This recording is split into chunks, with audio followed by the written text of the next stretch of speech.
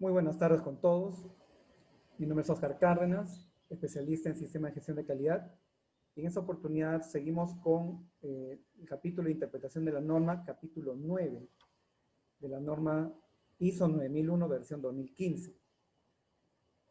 Ya habíamos visto anteriormente el capítulo 8, que tenía que ver todo relacionado al tema de planificación. Perdón, el capítulo 8 era relacionado a producción.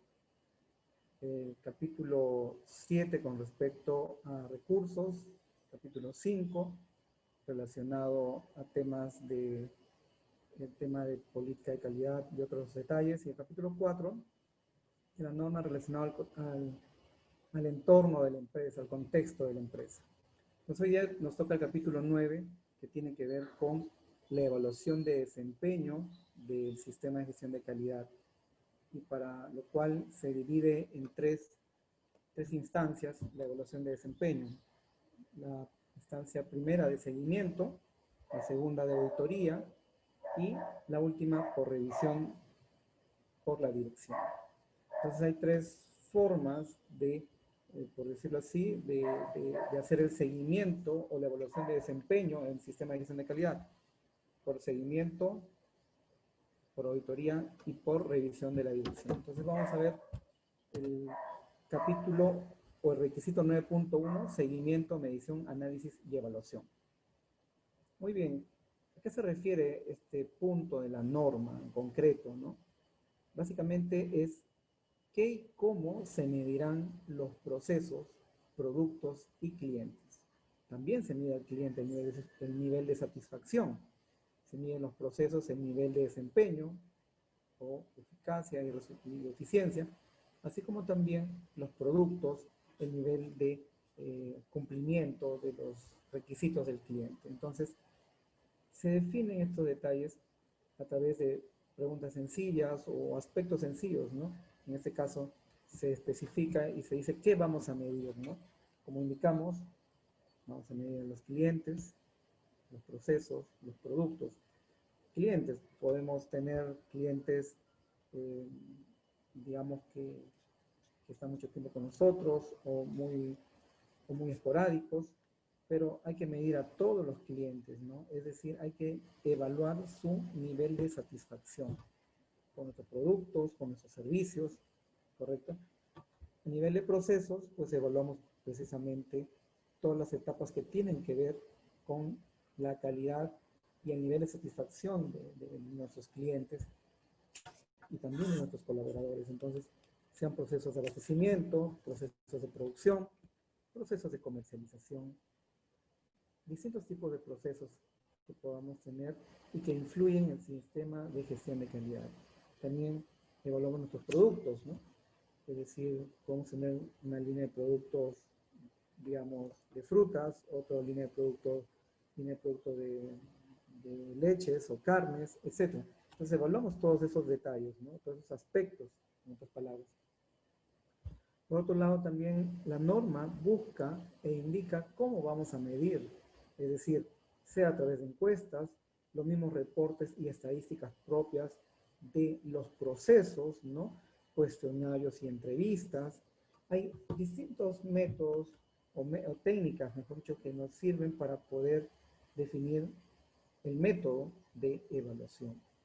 Entonces, va a depender de qué tan práctico resulte para cada organización, ¿correcto?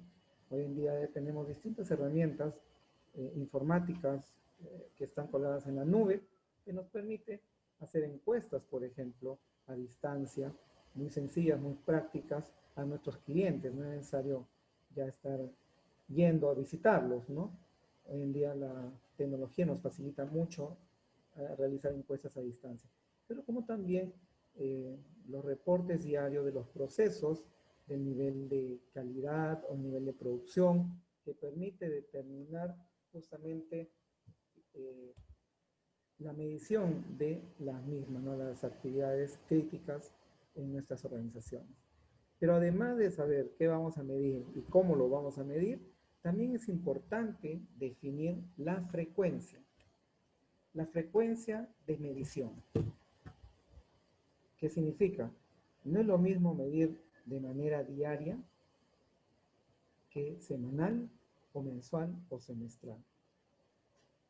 Definitivamente medir el desempeño o nivel de satisfacción de nuestros clientes se puede determinar por algo semestral, máximo anual, pero hacerles encuestas diarias ya no sería tan práctico. A diferencia, por ejemplo, de los procesos productivos o los procesos comerciales, que sí requieren una frecuencia de medición menor, no semestral necesariamente. En el caso de los procesos productivos necesitamos saber continuamente, por no decir diariamente, qué está arrojando tanto a nivel de cantidad o de productividad como a nivel de calidad, ¿correcto? Entonces tenemos que saber diariamente esos índices de desempeño. Podemos tener el caso de que hay determinados batch, ¿no? Digamos, procesamiento de productos o materia prima que responden a un nivel mínimo de abastecimiento y por tanto ese nivel mínimo de abastecimiento será por batch. Entonces, y a veces esos batch no pueden medirse en forma diaria, el desempeño o resultados que deseamos medir, sino pueden ser cada 3 o 4 días o semanalmente.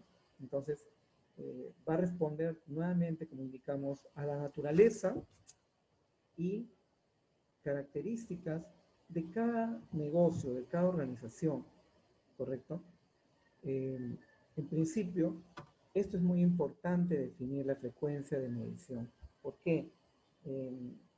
Muchos podrán decir, bueno, suficiente con que presenten su informe mensual. Es muy probable que sí. Sin embargo, la toma de datos es importante mantener una frecuencia, ¿correcto? Entonces, esta frecuencia de toma de datos es precisamente, es importante definirlo. Por lo general, la toma de datos es diario, cada vez que ocurre, o se genera un reporte de producción o reporte de ventas, ¿correcto?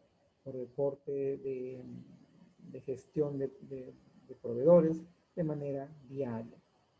Entonces, por eso indicamos que hay que definir muy bien la frecuencia de medición de los objetos o de lo que se va a medir, de los procesos, los productos, es muy importante.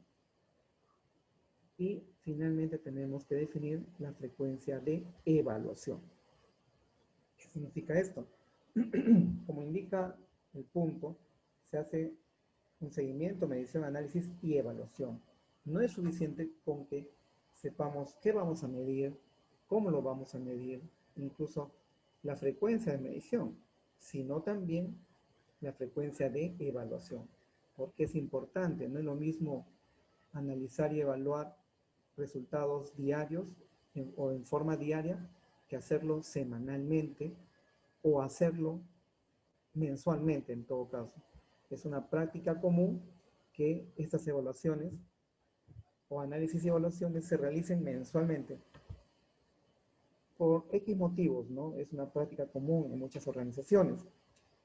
Sin embargo, si analizan un poco más sus procesos, que marcan realmente el resultado, ¿no?, de sus procesos, identificarán que es importante hacer una evaluación, un análisis y evaluación de manera semanal, porque de esa manera no nos vamos a dar cuenta, por ejemplo, de una problemática cuando pudimos haberlo resuelto a mitad de mes o al inicio de la segunda semana.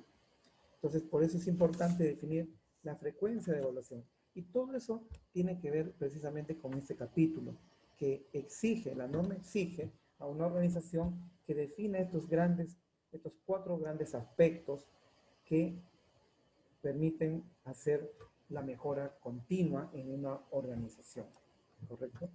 Entonces, vamos a ver, indicamos que se miden procesos, productos y clientes. En este caso vamos a poner el ejemplo de procesos y clientes, ¿correcto?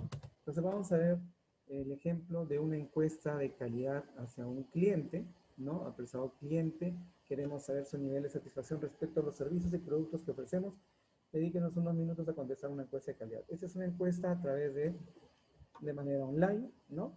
Y hace dos simples preguntas: ¿cómo valora nuestro servicio? Y ¿cómo valora la calidad de nuestros productos? ¿Correcto? Le pone una escala, ¿no? Un nivel de escala en este caso 10 puntos, igual acá, en la segunda 10 puntos. Y este es un ejemplo de encuesta muy práctica y sencilla de manera online. Como indicaba en principio, tenemos herramientas en la nube, en internet, que nos permite ya hacer esa evaluación o este análisis a nuestros clientes de manera remota, sin importar que estén en un horario definido. Incluso ellos lo pueden hacer en el momento más apropiado para ellos, ¿correcto? Entonces, este es un ejemplo. Y vamos a mostrar otro ejemplo de otra empresa, ¿no? Una empresa que abastece, en este caso, a licor. En este caso, la empresa encuestada es Alicor, que se ubica en Lima. Entonces, tiene dos grandes aspectos la encuesta a este cliente. ¿Qué significa? Y dice sobre el producto y servicio, ¿qué opina sobre la calidad del producto? Bueno. ¿Qué opina del tiempo de entrega del producto? Regular. ¿Cómo califica las condiciones de entrega del producto? En este caso, sobre el transporte, ¿no? Dice regular. ¿Cómo califica a la empresa? Regular. El producto es bueno, pero a la empresa le califica regular. Ahí detectamos que de las 4 preguntas, solo una es buena y las 3 son regulares. Entonces hay una oportunidad de mejora acá, ¿no? Y sobre los reclamos que pudieron haber existido en un momento, dice, ¿no? ¿Presentó en algún momento un reclamo? Sí, dice, ¿no? Y sobre eso, ¿qué opina del nivel de atención cuando presentó su reclamo? El nivel de atención, bueno. Sin embargo, se solucionó satisfactoriamente su reclamo, regularmente, o sea, no estuvo totalmente satisfecho. Entonces, como vemos, una encuesta al cliente cumple un propósito: determinar qué percepción tiene el cliente de nuestros procesos, de nuestros productos y propiamente de nuestra organización. Y esto significa que tenemos que estar de una manera periódica identificando estas oportunidades de mejora con nuestros clientes. Por eso se puso acá comentarios y o sugerencias, ¿no? Entonces, una encuesta cumple ese propósito: identificar, saber qué percepción tienen nuestros clientes acerca de nosotros, de nuestros productos, nuestros procesos y nuestra propia organización, para que nosotros podamos mejorar. Y de esa manera incrementar el nivel de satisfacción de nuestros clientes.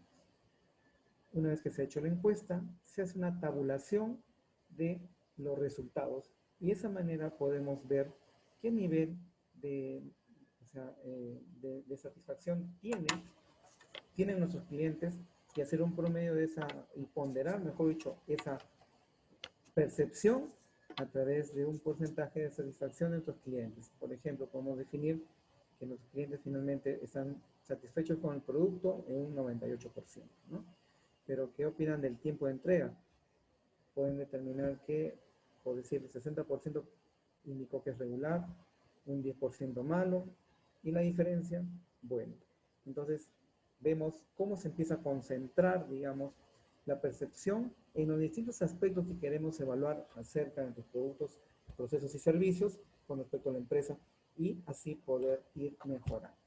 Entonces, como indicamos, hay instancias para hacer, digamos, la evaluación de desempeño. En este caso, se hace a través del seguimiento a nuestros clientes, a través de la encuesta. Entonces, la encuesta se convierte en una herramienta importante para poder saber la percepción que tienen nuestros clientes de la organización. Vamos a ver ahora a continuación una evaluación de desempeño relacionado a los procesos. Normalmente la implementación se resume y se pone en evidencia la implementación a través de un resumen de indicador. Entonces, el resumen de indicador también es una excelente herramienta que nos permite saber qué nivel de desempeño, de resultados positivos y negativos, definitivamente, tienen nuestros procesos. Por ejemplo, este es el caso del proceso de extracción. Esta es una empresa que hace aceite crudo de palma. Entonces, el proceso de extracción indica que quiere medir el indicador de pérdidas, es decir, pérdida de producto, nivel de pérdida de producto, de nivel de extracción de grado de aceite. Entonces tiene un indicador que se llama pérdidas, ¿correcto? Indica quién es el responsable del proceso, en este caso el jefe de producción. Muestra una gráfica que indica la evolución en el tiempo. Se ponen periodos de evaluación acerca de los resultados que tiene el proceso de extracción con respecto al indicador de pérdidas. Entonces, acá vemos una tabla en la cual se basan estos resultados, donde tabula e indica, ¿no?, mes y semana del año 2016. Y acá evalúa por primera semana de agosto, segunda semana de agosto, tercera semana de agosto, cuarta semana de agosto, quinta semana de agosto, primera semana de septiembre y segunda semana de septiembre. Entonces, muestra ahorita, en este caso, el resultado de 7 semanas de trabajo.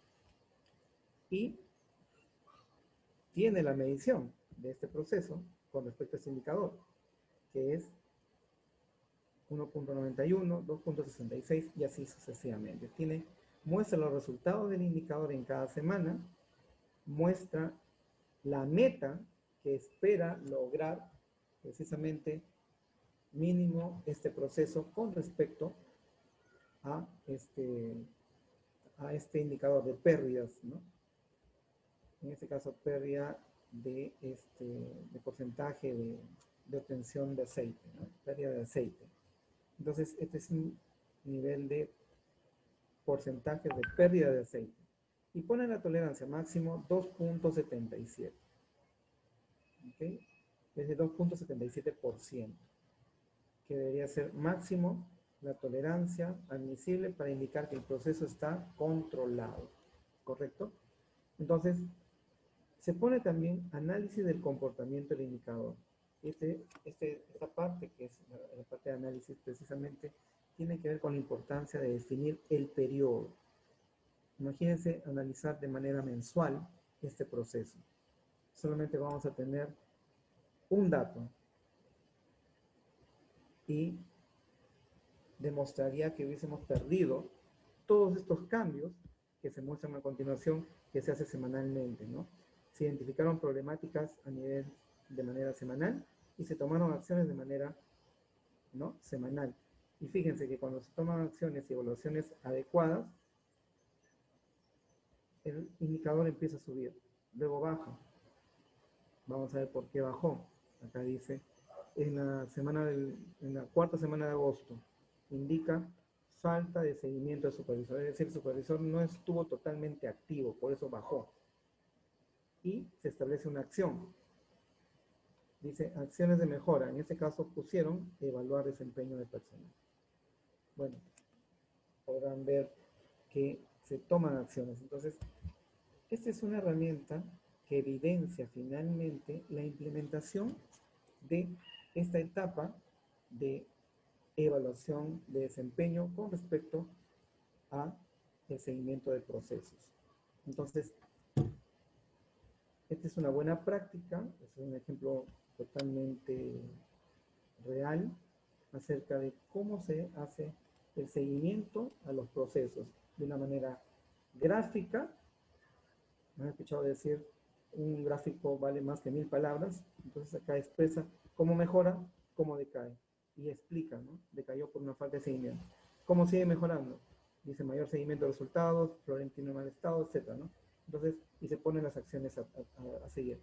Pero marca un nivel tope, o sea, una meta, digamos, en este caso, como son pérdidas, la meta es no pasar de 2, ¿no? Sin embargo, pasa de 2 muchas veces, pero se estableció un nivel de desempeño o de pérdidas máximo, 2.77. Entonces, esta región va a mostrar, digamos, la zona aceptable, máxima, ¿no? Fuera de esa región, por encima, ya indica que el desempeño es muy malo, ¿correcto? Entonces, muestra precisamente de una manera rápida qué puede estar mal, cuándo puede estar mal, y exige la norma especificar por qué. Y eso es lo bueno de esta etapa de evaluación y seguimiento de desempeño, que pide, exige por qué se dan las cosas y qué haces tú para mejorar. Si algo está yendo bien, también pide por qué se está dando bien las cosas y también pide acciones para establecer cómo mantener esas buenas acciones. Entonces, hemos visto que se evalúan los clientes y también los procesos a través del resumen indicador y los clientes a través de las encuestas. Y es importante precisamente definir esto de una manera sencilla. Evaluación de indicador o resumen de indicador puede tener valores distintos dependiendo de la naturaleza de la organización. Sin embargo, por experiencia y práctica he notado y hay empresas que al inicio les cuesta mucho informar de una manera semanal. Sin embargo, es importante porque si no se hubiese mejorado, ¿correcto?, de manera semanal, este proceso estaría mucho peor en todo caso, ¿no? ¿Correcto? Imagínense no evaluar y tomar acción. Estos resultados no estarían acá, serían mucho peor. Por eso la importancia de definir la frecuencia, no solo de medición, sino también de análisis y evaluación. ¿Okay? Entonces, el 9.1 tiene que ver con precisamente esta exigencia de qué y cómo se medirán los procesos, productos y clientes. Y es muy importante definir estos aspectos, tanto qué se va a evaluar, cómo se va a evaluar, la frecuencia de medición y la frecuencia de evaluación, que tienen resultados e impactos muy importantes en el desempeño de la empresa a distintos niveles, a nivel financiero, a nivel productivo, a nivel incluso de participación de mercado, o sea, comercial. Eso denota que la organización se preocupa para que pueda mejorar. Sin embargo, si no establece mecanismos o herramientas adecuadas para sus mejoras, la empresa en el tiempo va a fenecer. Muy bien, hasta aquí el 9.1. Vamos a ver ahora la segunda forma de hacer la evaluación de desempeño, que es auditorías internas. Entonces, ¿qué es una auditoría, no? Una auditoría, pues, es una evaluación que se hace periódicamente considerando determinados aspectos y criterios que tienen un propósito. Acá se dice, definir, identificar, evaluar el nivel de cumplimiento de los requisitos. Una auditoría no se hace de cualquier manera. Cumple un propósito, es decir, se evalúa con respecto a un criterio. Entonces vamos a ver estos aspectos de la auditoría, ¿correcto?, que involucra esta forma de evaluación, que es la auditoría interna, como también externa, ¿no? Entonces, se define un plan, es decir, tiene que haber una calendarización de las auditorías, definiendo las áreas, los periodos, los responsables, los métodos de auditoría para poder hacer en el tiempo y coordinar en la organización. Correcto. Por otro lado, se definen los criterios de alcance, es decir, tenemos que definir bajo qué norma se va a hacer la evaluación de desempeño, la auditoría, perdón. En este caso, la auditoría se realiza a través del criterio establecido por la norma ISO 9001, versión 2015. Perdón, y eso tiene que estar muy claro acerca de cuál es el criterio de referencia para hacer la auditoría. Tenemos otras normas, bueno, relacionadas a calidad. Puede haber otras normas también relacionadas a calidad. Puede ser bajo, digamos, criterios HACCP, ¿no?, bajo criterios de BPM, etcétera, etcétera, etcétera. O sea, normas relacionadas a alimentación, como la BRC versión 8, ¿correcto? Va a depender de bajo qué norma quieras hacer tu auditoría para que se defina adecuadamente en el plan de auditoría, ¿correcto? También tiene que ver con la selección del equipo de auditores.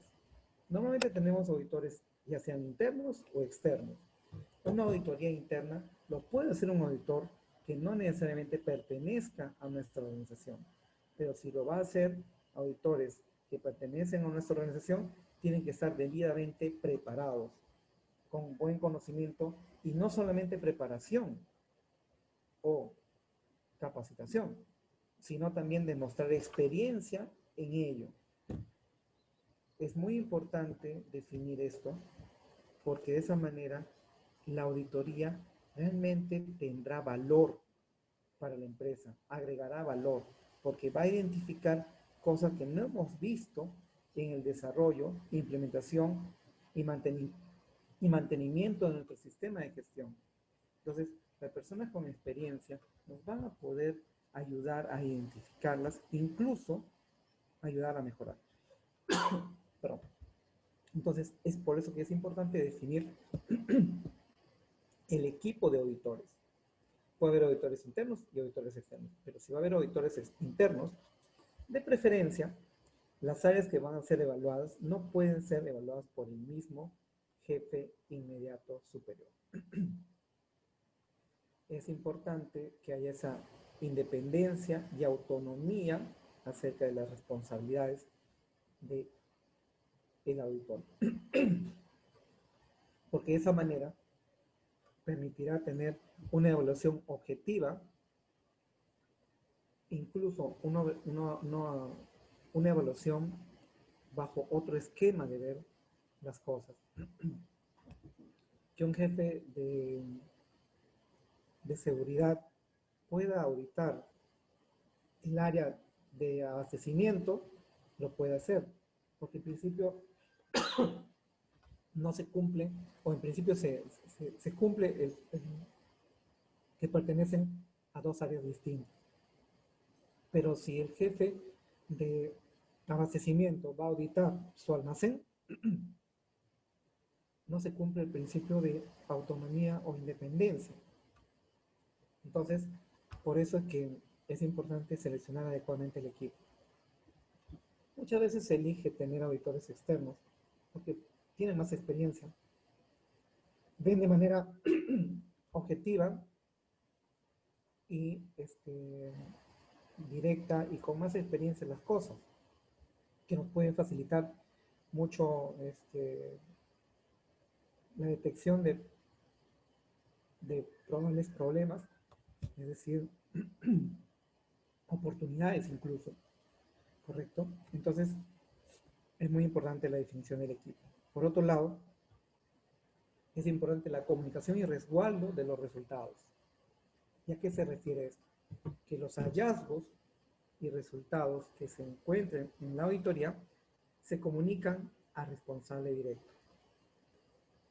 Y por otro lado, se genera un informe y se conservan estos documentos. Los resultados, los hallazgos y resultados obtenidos, hay que comunicarlos debidamente en su momento a los responsables para que tomen acciones correctivas y así los procesos puedan seguir mejorando, ¿correcto? Entonces, esta parte de auditoría es una forma de hacer evaluación del desempeño de la organización bajo un esquema, un método ya totalmente definido, por lo general bajo la norma ISO 19011, que especifica cómo hacer la auditoría.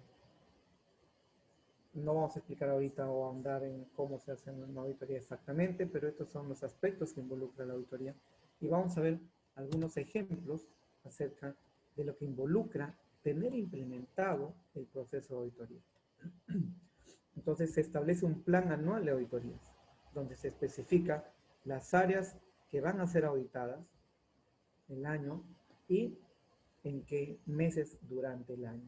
Acá se estableció que se van a hacer 4 auditorías: auditoría interna 1 en el mes de febrero, auditoría interna 2 en el mes de mayo, auditoría interna 3 en el mes de agosto y la auditoría interna 4 en el mes de noviembre. Fíjense que cumple, las auditorías tienen, en este caso, una frecuencia cada 3 meses. O sea, al término del tercer mes de haber hecho una auditoría, se realiza una auditoría interna. Una nueva auditoría interna, que permite ir identificando, evaluar y precisamente determinar el nivel de cumplimiento de los requisitos bajo la norma que se está estableciendo, en este caso la auditoría. Entonces, se evalúan a todos los procesos cada 3 meses, ¿no? Se hace la auditoría. Hay organizaciones que pueden establecer otro periodo, cada 6 meses. Es libre para cada empresa o cada organización. Sin embargo, la norma no nos dice cuántas auditorías debemos tener, pero se sugiere por lo general por lo menos 2. Incluso, cuando una organización ha certificado bajo la norma ISO 9001, versión 2015, por primera vez, se sugiere, se recomienda que tengan 4 auditorías el primer año, para que precisamente puedan reforzar y asegurar que el sistema se haya implementado y se mantenga en el tiempo, sin necesidad de estar haciendo mayores gastos y evitar posibles problemas, ¿correcto? Por otro lado, se establece el programa de auditoría, es decir, ya el día propio que se va a realizar la auditoría en el lugar. En este caso, esta es la auditoría de la empresa Indormasa, una auditoría interna realizado por el auditor líder Marta Sánchez, y la fecha de la auditoría 25 de febrero de 2017. Solo una visita se ha establecido, es decir, en un día va a ser la auditoría interna. Va a ser la auditoría todos estos aspectos de la norma, ¿no? Producción, almacén, áreas administrativas, área de empleados, área de primeros auxilios, distribución de desechos, va a ser a la organización, instalaciones, almacén, es decir, una serie de puntos que va a auditar. Hemos hecho un resumen, es más extenso este programa, pero lo que queremos resaltar es que se especifican los puntos de la auditoría. Dice, va a revisar todo lo relacionado a auditorías internas, todo lo relacionado a análisis y mejora, todo lo relacionado al laboratorio, todo lo relacionado a mantenimiento, control de documentos, a la organización en sí, y así, y otros detalles más. Este es el esquema que se debe mantener en un programa de auditorías, ¿okay? Que permite, primero que nada, saber a quiénes van a ser auditados. Es importante definir eso, quiénes van a ser auditados. No necesariamente tiene que poner el nombre, pero sí el encargado de estas áreas o puntos de la norma. Se pone tentativamente una hora y una hora de cierre, ¿correcto? El criterio de evaluación, estándar ISO 9001-2015, es decir, la norma propia ISO 9001. Entonces, esto indica, y esto se comunica previamente al día de la auditoría para que las áreas respectivas tomen las medidas de precaución adecuadas. Es decir, que tengan como práctica y como hábito hacer o mantener el orden, la limpieza, el análisis de sus resultados y las acciones correctivas y preventivas de las problemáticas que se puedan identificar día a día, ¿correcto? Entonces, y vamos a ver finalmente un ejemplo o un formato de auditoría interna o un informe de auditoría interna, donde establece precisamente la fecha de la auditoría, la fecha de emisión, los procesos auditados, en este caso administración, gerencia general, producción y mantenimiento. Los responsables del proceso de auditoría, el auditor líder y el equipo auditor. Tiene que haber siempre un auditor líder, porque es la persona que va a estar precisamente dirigiendo, según el tamaño de la empresa que tendrá varios procesos, una persona con experiencia que permitirá llevar debidamente las auditorías. Es decir, las preguntas adecuadas, las evaluaciones in situ y determinar adecuadamente si realmente no se cumple un punto en la norma, es decir, determinará un hallazgo, por tanto, Si no se cumple, una no conformidad y verá si es grave o no es grave, ¿no? Se define el alcance de la auditoría a todo el sistema de gestión, ¿no? Se define el equipo auditor y se determinan las no conformidades, es decir, se describen los hallazgos, qué es lo que se encontró para determinar que no cumple el punto de la norma, con evidencia objetiva, es decir, si un formato no fue debidamente llenado, se mostrará que, que no se cumple con el correcto llenado del formato, puede ser de producción, puede ser de control de calidad, puede ser cualquier área que esté dentro del sistema de gestión de calidad y se establecerá pues una medida para su levantamiento. Las observaciones generales positivas y negativas y oportunidades de mejora. Un auditor indica todo eso acá también en este aspecto para poder rescatar precisamente cómo nos ayuda la auditoría. Se pone unas conclusiones, el nivel de cumplimiento de la norma, ¿no? En este caso 70%, ¿no? Y el responsable del equipo auditor, finalmente. Entonces, es importante hacer finalmente un informe de auditoría que sirve como evidencia que se ha realizado y se cumple con ese punto de la norma de 9.2 auditorías, ¿no? Y de esa manera seguir mejorando en nuestros procesos. Tengamos presente que el plan anual de auditorías también puede incluir, esto como se lo general, plan anual de auditorías, donde se pone también la auditoría externa. Ya no se llamará plan anual de auditorías internas, sino plan anual de auditorías. Sin embargo, se pondrá cuando se especifique la fecha, ¿no? Por lo general, en el caso de la norma ISO 9001, tiene la práctica que se evalúa el primer año de haber aprobado, al segundo año también de haber aprobado, y eso se debe establecer también en este plan anual de auditorías, ¿no? Ok.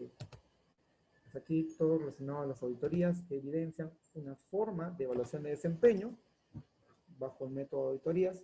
Y por último, tenemos otra forma de evaluación de desempeño que es la revisión por la dirección, que tiene que ver con el punto 9.3 de la norma, que establece que la alta dirección tiene que evaluar, ¿no?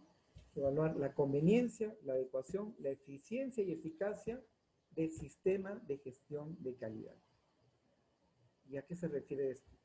Precisamente tiene que ver con que, por ejemplo, un indicador que está siendo, ¿no? Que ha sido implementado, que se mide, que indica resultados y acciones de mejora, ¿es adecuada? ¿Es eficaz? Es decir, ¿nos sirve? ¿Será conveniente? ¿Correcto? Eso es el propósito de este punto, que la alta dirección evalúe eso en cada aspecto del sistema de gestión de calidad, normalmente a través de los indicadores. Entonces, los indicadores los indicadores de gestión, que hablamos en un momento determinado, responden finalmente qué tan conveniente, adecuado, eficiente y eficaz han resultado estas evaluaciones y por tanto haberlas implementado estas formas de evaluación y medición del desempeño. Entonces, en principio, ¿cómo se ejecuta? Se planifica también otra vez, no se hace todos los días, la alta dirección normalmente no va a hacer esto todos los días, se hace con cierto periodo, por lo general cada 2 veces por año por lo menos, ¿ok? De manera semestral. Como también puede dividirlo según los indicadores que desea evaluar. Establece el periodo de evaluación y las áreas y procesos involucrados, ¿no? Que normalmente ya están definidas en la matriz de objetivos, metas, indicadores, las áreas y procesos. Sin embargo, el periodo de evaluación por parte de la alta dirección puede indicar que no necesariamente va a ser mensual, sino semestral. ¿Por parte de quién? ¿Quiénes integran la alta dirección? ¿Quiénes van a hacer esa evaluación? De ver la conveniencia, adecuación, eficiencia y eficacia del sistema de gestión de calidad.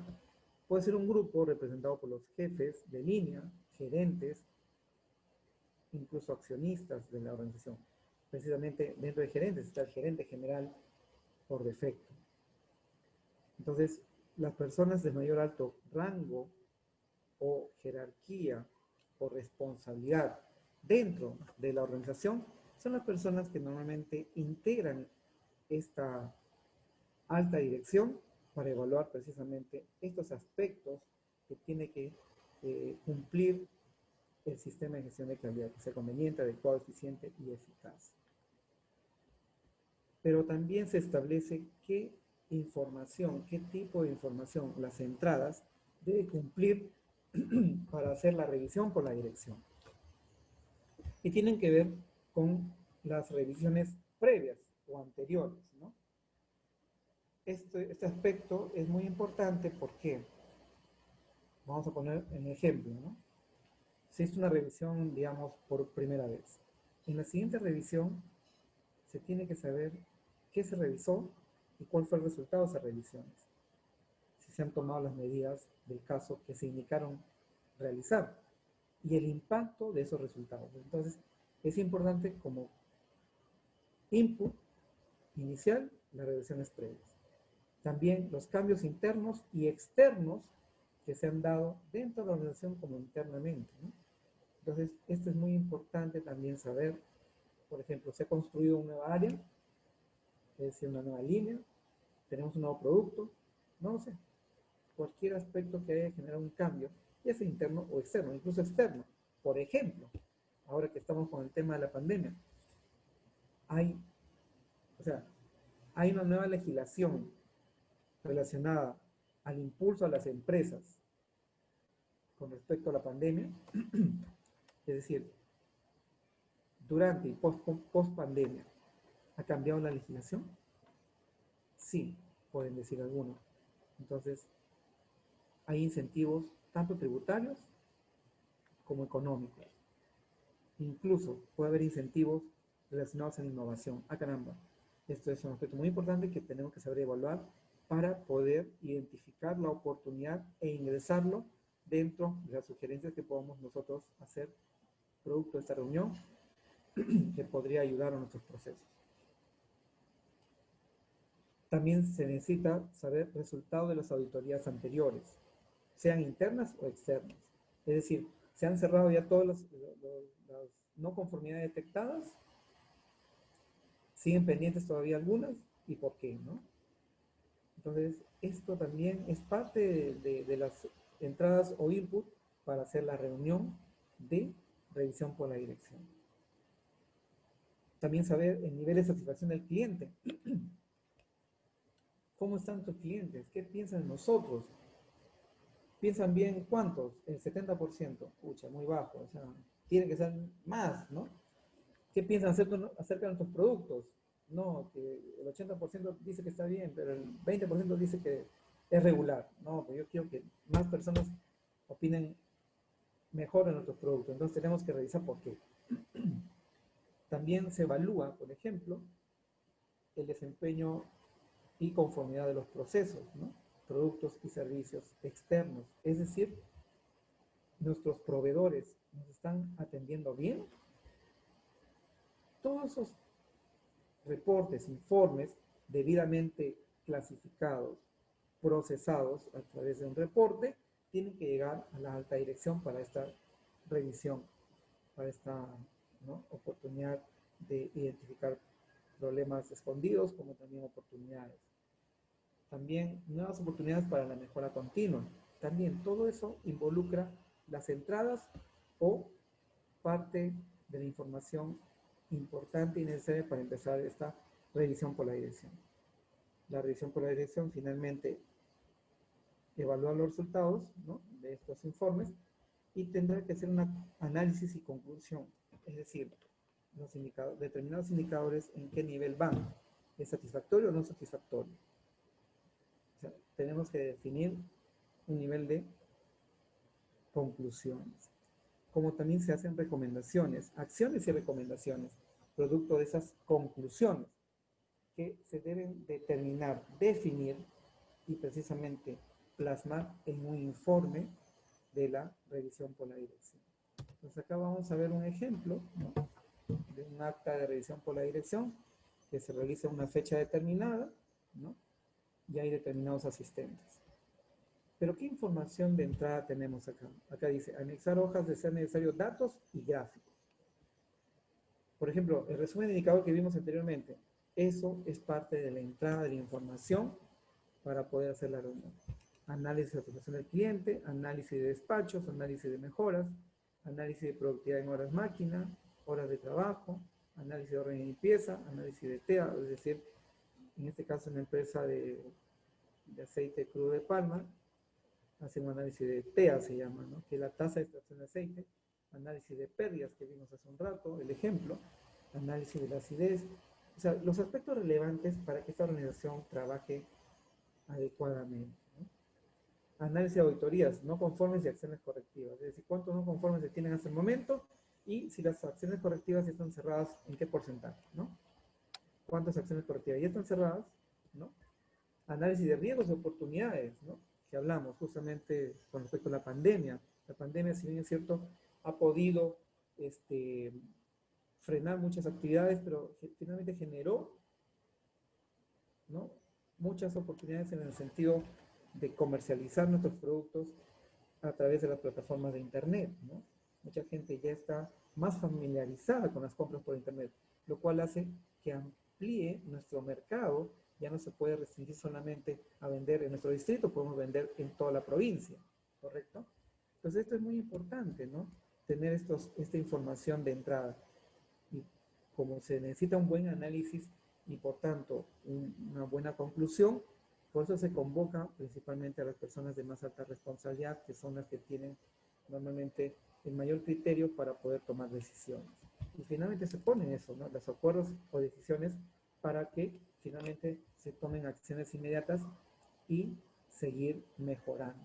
Entonces, esta tercera fuente de identificación o de evaluación de desempeño lo realiza las autoridades de más alto rango de nuestra organización, que precisan de esta información para que establezcan las acciones, primero las conclusiones, ¿no? O sea, ¿qué les parece?